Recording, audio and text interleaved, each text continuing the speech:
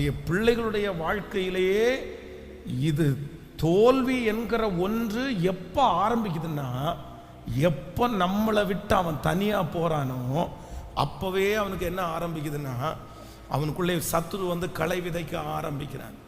இந்த இடத்துல இந்த சிம்சோன் என்ன பண்ணா அப்படின்னு சொன்னால், தன் தகப்பனாரிடத்துல தாயாரிடத்துல நான் இந்த மாதிரி தேனை இந்த சிங்கத்தினுடைய சரீரத்திலிருந்து தான் எடுத்தேன் அப்படின்னு சொல்லி இருந்தா இந்த அம்மா அப்பா என்ன சொல்லியிருப்பாங்க? என்ன சொல்லியிருப்பாங்க?